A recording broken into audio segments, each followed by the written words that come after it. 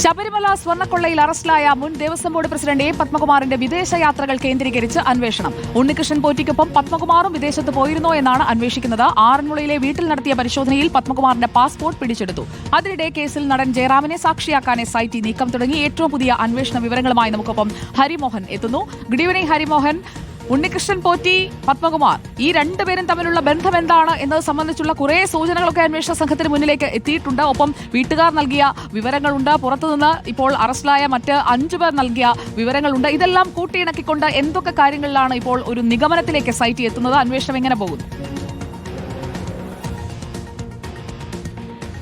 Sujaya, good evening. പ്രധാനമായിട്ടും ഒരു തുടക്ക സമയത്ത് ഒരു അന്വേഷണം പോയിക്കൊണ്ടിരുന്നത് ഉണ്ണികൃഷ്ണൻ പോറ്റിയെ കേന്ദ്രീകരിച്ചായിരുന്നു. ആ സമയത്തൊക്കെ തന്നെ ഉണ്ണികൃഷ്ണൻ പോറ്റിയുടെ വിദേശയാത്രകളെ സംബന്ധിച്ച ചില സൂചനകൾ, ചില ദുരൂഹതകളൊക്കെ തന്നെ അന്വേഷണ സംഘത്തിന് ലഭിച്ചിരുന്നു. ആ ദുരൂഹത എന്ന് പറയുന്നത് പുറത്തേക്ക് വിദേശ രാജ്യങ്ങളിലേക്ക് യാത്ര ചെയ്തിരുന്ന ആളാണ് ഉണ്ണികൃഷ്ണൻ പോറ്റി എന്നുള്ളതാണ്. പ്രധാനമായിട്ടും യൂറോപ്യൻ രാജ്യങ്ങളിലും ഗൾഫ് രാജ്യങ്ങളിലേക്കുമാണ് നിരന്തരം പോകുന്നത്. മറ്റൊന്ന് ഈജിപ്തിലേക്കായിരുന്നു ഇദ്ദേഹത്തിന്റെ യാത്രയുണ്ടായിരുന്നത്. ഇതിനെക്കുറിച്ചൊക്കെ അന്വേഷിച്ച് മുന്നോട്ട് വരുന്ന ഘട്ടത്തിലാണ് ഈ പത്മകുമാറിലേക്കും മറ്റ് ദേവസ്വം ബോർഡ് ഭരണസമിതിയിലേക്കും ഒക്കെ അന്വേഷണം പോയത്.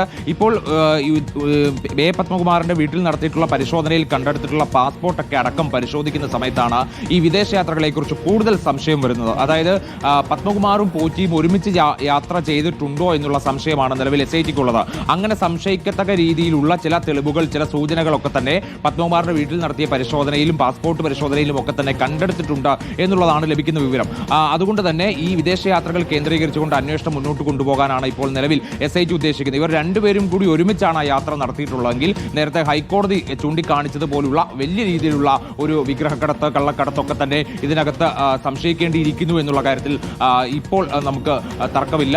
ഇപ്പോൾ അതുകൊണ്ട് തന്നെ SITയുടെ കൂടുതൽ അന്വേഷണം, കൂടുതൽ ചോദ്യം ചെയ്യലൊക്കെ വരും ദിവസങ്ങളിൽ ഇത് സംബന്ധിച്ച് ഉണ്ടാകും. മറ്റൊരു പ്രധാനപ്പെട്ട കാര്യം എന്ന് പറയുന്നത് ഈ പത്മകുമാറിന്റെ വീട്ടിൽ നടത്തിയ പരിശോധനയിൽ തന്നെയാണ് ഈ ഭാര്യയുടെ പേരിലുള്ള കുറെ ആസ്തിവകകൾ ഉണ്ട് എന്നുള്ളത് മനസ്സിലായത്. അതേക്കുറിച്ചും അന്വേഷണം നടക്കുന്നുണ്ട്. എന്തായാലും നാളെ പത്മകുമാറിനെ കസ്റ്റഡിയിൽ വാങ്ങി ചോദ്യം ചെയ്യാനാണ് SIT ഉദ്ദേശിക്കുന്നത്. സുജയ.